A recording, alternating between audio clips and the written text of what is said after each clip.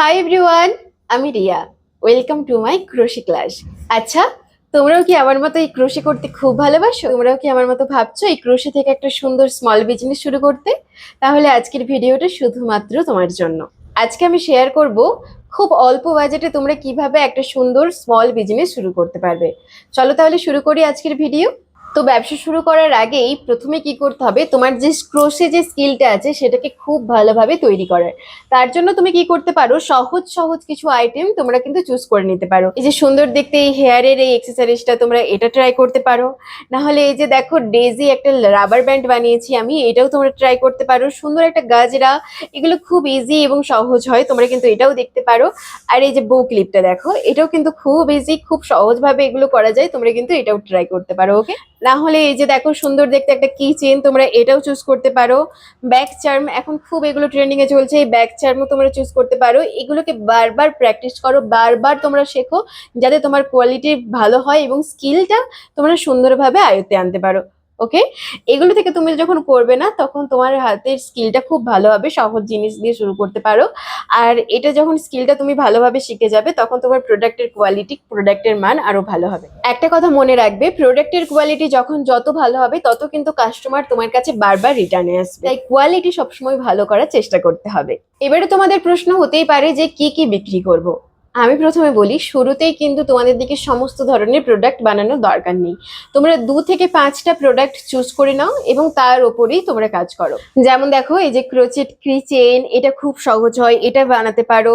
তারপরে এই যে দেখো বো হেয়ার ক্লিপ যেগুলো হয়, এগুলোও তোমরা দেখতে পারো, এটাও খুব সহজ হয়, এগুলো তোমরা হেয়ার এক্সেসরিজ দিয়ে শুরু করতে পারো।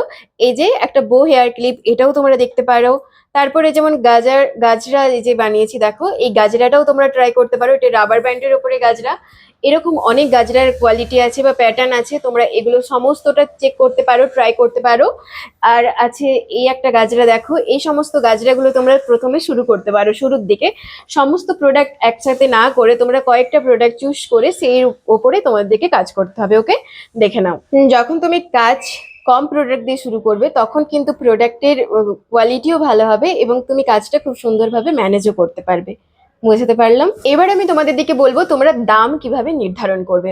অনেকে কি করে, কাজ করার পরে শুধুমাত্র এই যে সুতোটা আমরা ব্যবহার করি, এই সুতোর দামটা নিয়েই তারা কিন্তু প্রাইস রেট ফেলে দেয়। তাতে কিন্তু প্রফিট কখনোই হয় না, তোমরা বিজনেস তাতে গ্রোথ করতে পারবে না। তার জন্য তোমাদেরকে মনে রাখতে হবে, প্রথমেই তুমি যে সুতোটা ব্যবহার করছো, অবশ্যই সেই সুতোর প্রাইস নিতে হবে।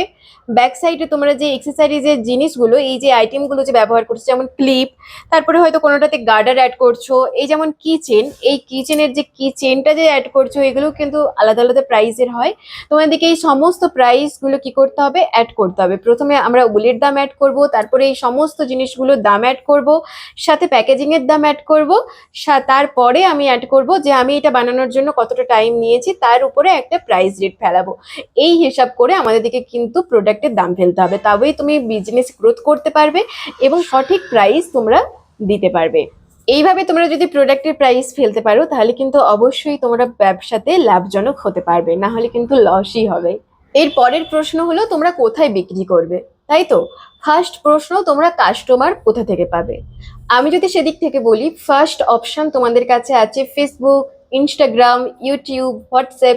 এগুলো এখনকার দিনে সবাই ব্যবহার করে, তাই তো? তোমরা কিন্তু খুব সহজে এগুলোর মাধ্যমে তোমার সুন্দর প্রোডাক্টের অ্যাডভার্টাইজমেন্ট করতে পারবে। তার জন্য কি করতে হবে, ভালো পরিষ্কার আলোতে তোমাদের দিকে সুন্দর এই যে প্রোডাক্টগুলো আছে এর সুন্দর ফটো তুলতে হবে, ছোট ছোট এর ডিটেলস ভিডিও বানাতে হবে। তারপরে এটাকে নিয়মিত আমাদেরকে চ্যানেলের মধ্যে বা ইউটিউব পেজের মধ্যে পোস্ট করতে হবে। আর যখন কোনো কাস্টমার বা কোনো কেউ যদি যখন তোমাকে কোনো কমেন্ট করবে, তার রিপ্লাই করতে হবে। যত তাড়াতাড়ি তুমি রিপ্লাই করবে, তত কি হবে, তোমার প্রতি কাস্টমারের একটা বিশ্বাস তৈরি হবে, আর বিশ্বাস থেকেই কিন্তু তোমার কাছে অবশ্যই অর্ডার আসবে।